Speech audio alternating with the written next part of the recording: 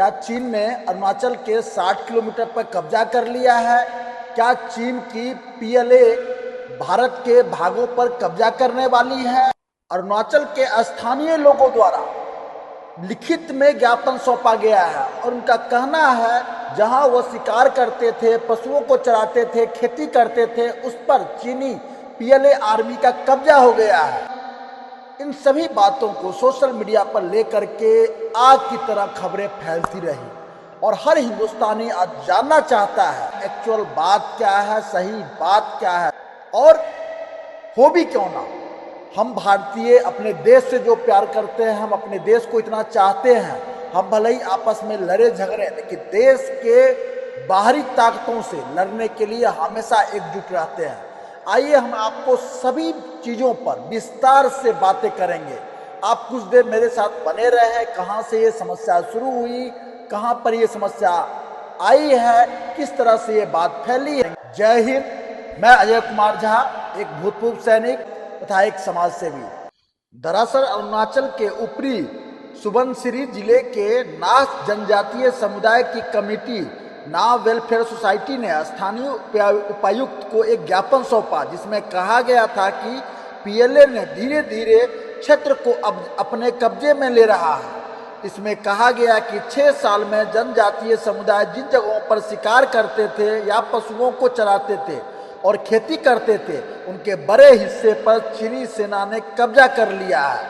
इस पर स्थानीय विधायक नकाब नालो ने कहा कि इस दावे के वेरिफिकेशन किए जाने की जरूरत है क्योंकि यह राष्ट्रीय सुरक्षा का विषय है। उन्होंने कहा कि उन्हें भारतीय सेना पर पूरा भरोसा है लेकिन इस क्षेत्र में चीनी गतिविधियों की बढ़ती रफ्तार से वो चिंतित है। भारत माता की भूमि पर अगर कोई गलत निगाह भी डाले तो हमें बर्दाश्त नहीं। कब्जे की बात तो बहुत दूर की। भारत और चीन के बीच अनरिजॉल्व बाउंड्री जिसे मैकमोहन रेखा तथा एलएसी यानी लाइन ऑफ एक्चुअल कंट्रोल के नाम से भी जाना जाता है, जो लगभग 3488 किलोमीटर में फैला हुआ है और भारत के 5 राज्यों से लगता है जिसमें लद्दाख, अरुणाचल, उत्तराखंड, हिमाचल और सिक्किम है, जिसमें अरुणाचल का इलाका लगभग 1126 किलोमीटर का है। सर्वप्रथम तो आप सभी को मैं अवगत करा दूं, जो भारतीय सेना ने आधिकारिक तौर पर इस बात की पुष्टि की है जो चाइना के द्वारा पीएलए के द्वारा भारत भूमि पर किसी भी प्रकार का 1 इंच भी कब्जा नहीं हुआ है। हाँ, लेकिन चिंता की बात जरूर है, सोचने वाली बात जरूर है। सरकार को इस पर ध्यान देने की सख्त जरूरत है। जो भारत के सीमावर्ती क्षेत्र, भारत के सीमावर्ती एलएसी के साथ सटे लद्दाख और अरुणाचल में लगातार चाइना द्वारा सड़कें, मिलिट्री कैंप और मिसाइल साइट्स के अलावा हिंद महासागर में पाकिस्तान और म्यांमार के सहयोग से नौसैनिक अड्डे और बंदरगाह लगातार विकसित कर रहा है, जिससे चाइना का भारत में आने के लिए, हम मिलिट्री की भाषा में अगर बताएं आपको तो एक्सिस ऑफ कंट्रोल खुल जाता है, यानी सीधा वो भारत में एंट्री ले सकता है।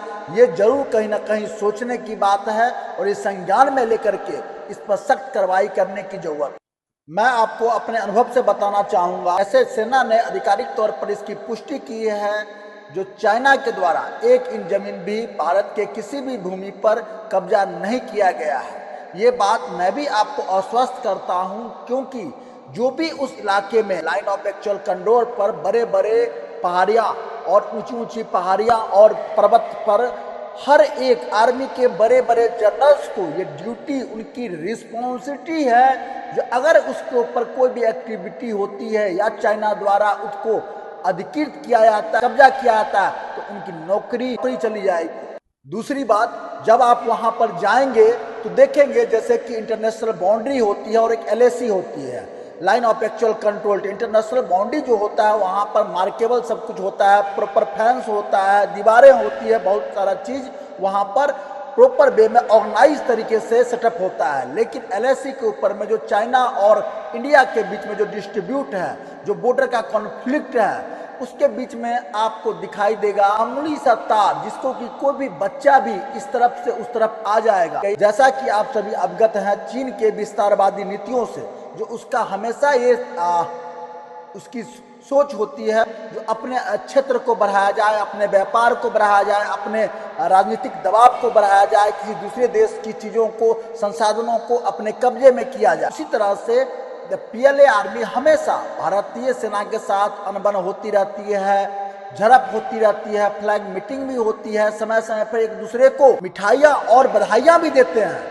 लेकिन आम भाषा में बंदर की जो उनकी प्रवृत्ति है, जो कभी तार को हिला के चले जाएंगे, कभी तार के इस पार आ जाएंगे, कभी पत्थर को रंग देंगे, कभी कुछ ऐसी एक्टिविटी करेंगे जिससे आपको उकसाएंगे। भारत और चाइना के बीच में चाहे कितना भी द्वंद्व हो, लेकिन आपने आज तक नहीं सुना होगा जो एक भी राउंड, एक भी फायर आज तक हुआ हो।